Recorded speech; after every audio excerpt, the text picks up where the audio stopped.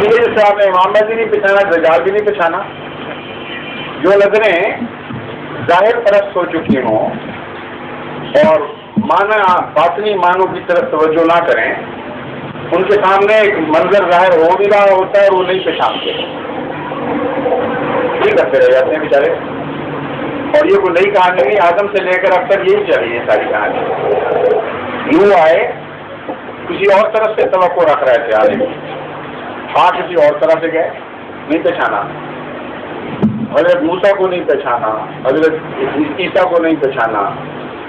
یہ آسمان سے پہلے ایلیا اترے گا پھر مسیح آئے گا.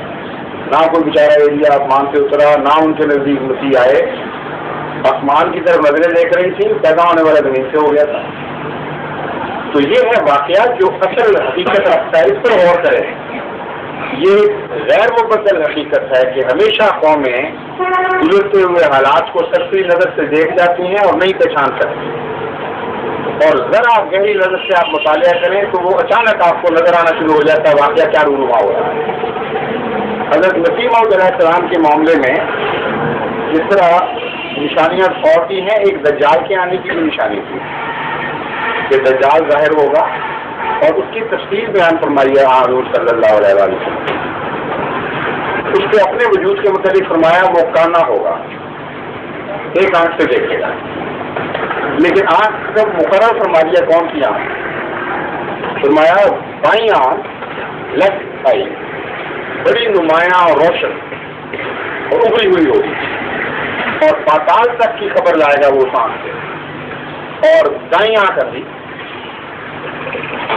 پھر فرمایا وہ بہت بڑا وجود ہوگا، عظیم الشان، اتنا اونچا قد و قامت میں کہ جب وہ جگہ پر بیٹھ کر اپنے سفر کرے گا تو اس کا سر بادلوں سے اوپر دکھائی دے گا اور نیچے سے نظر نہیں آئے گا، وہ اتنی دور ہوگا سر اس کا.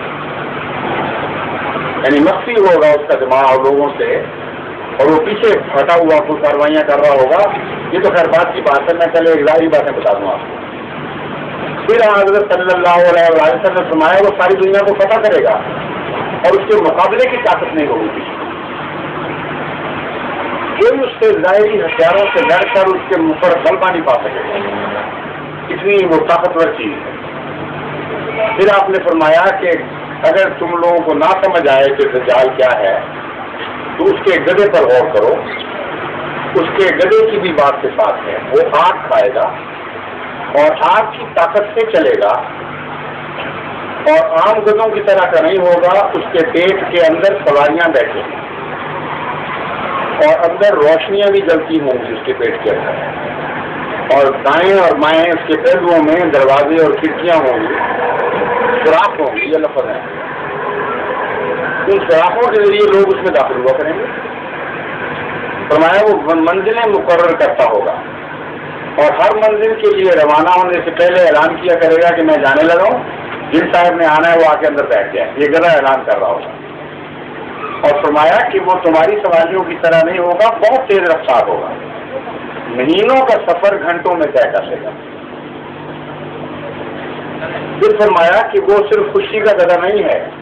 تمہارا گدھا تو پانی میں ڈوب جاتا ہے، وہ گدھا سمندر میں چلے گا اور گھٹنوں گھٹنوں پانی آئے گا، اس سے زیادہ نہیں. عجیب سا گدھا ہے نا کوئی. اور پھر فرمایا کہ وہ صرف خشکی اور تری کا نہیں، وہ فضا کا گدھا بھی ہے.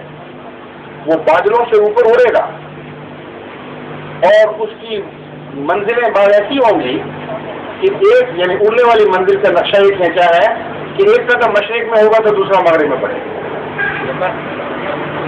اب کوئی ہے ایسا جس کو اس گدھے کی سمجھ نہ آئی ہو؟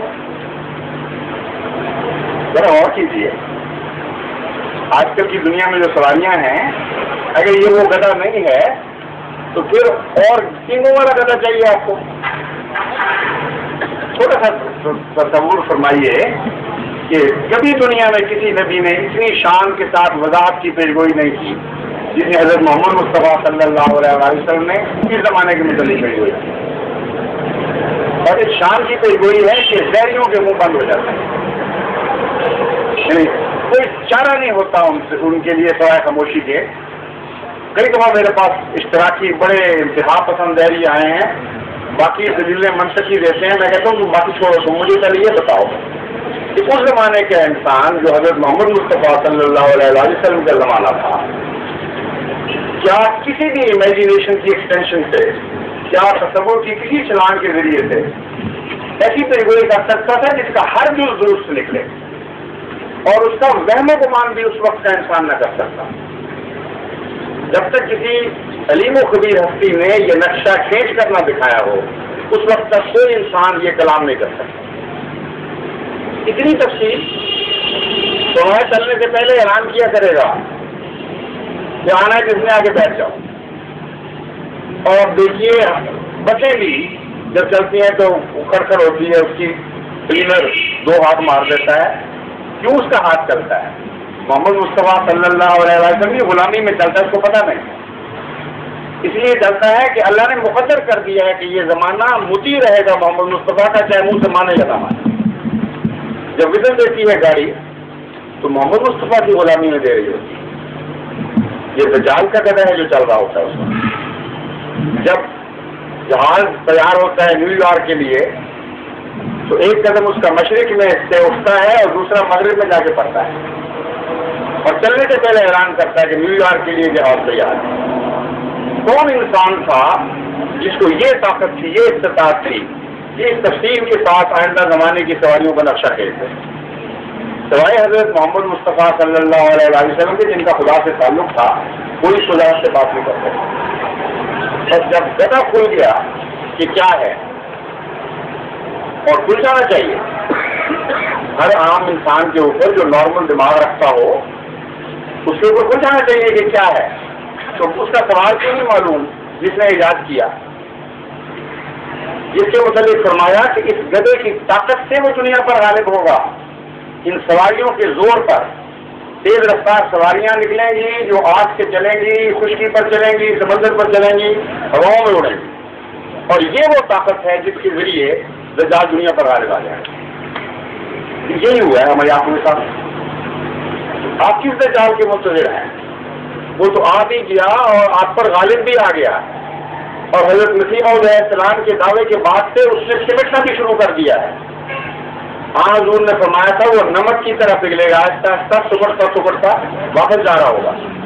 انگریزی حکومت مشرق سے مغرب تک تھی، جس طرح آج احمدیت سے سورج غروب نہیں ہوتا، کل ان پر غروب نہیں ہو رہا تھا، آج ان پر ہر طرف سے سورج غروب ہو چکا ہے، سمٹ گیا ہے وہ۔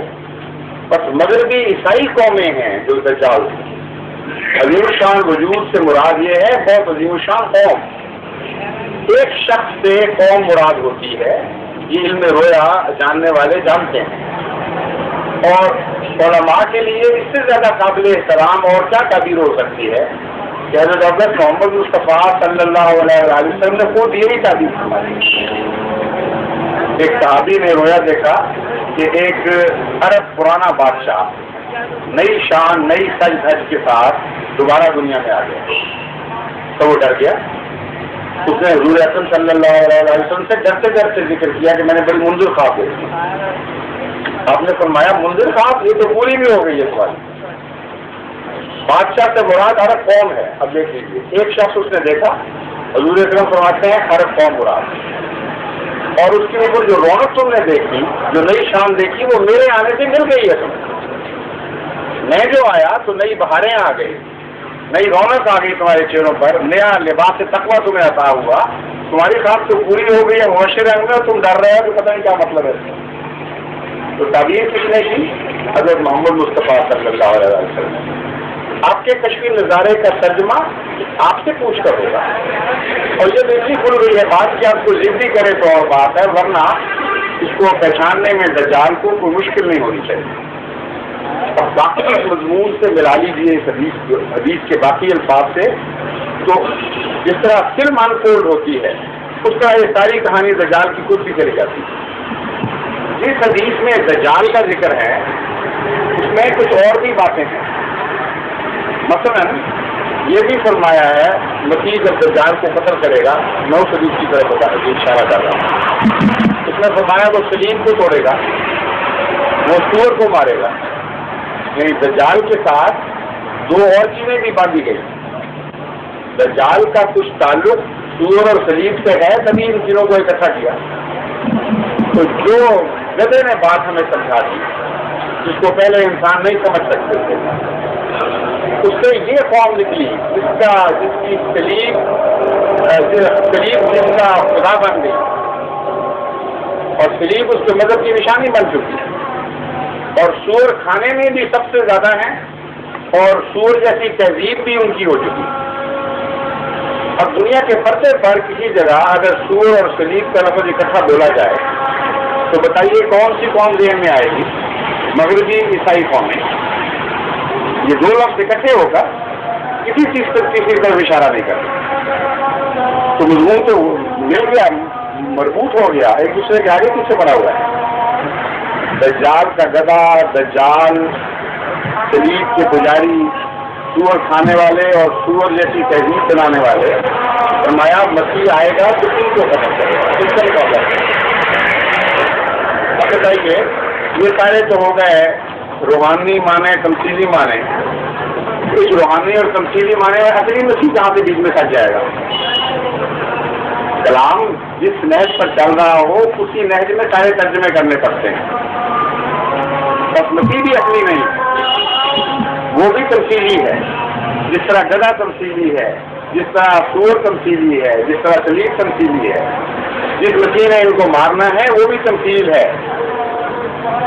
آج کی دنیا میں آپ جسے سمجھ نہیں گھس سکتے، وہ الگ دنیا ہوتی.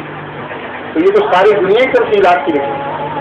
اس لیے جماعت نے یہ جب کی ہے کہ تمثیلی مسیح آئے گا تو ان احادیث کے مضمون میں جماعت کی عقیدے کو مزید تفصیل بتا دی.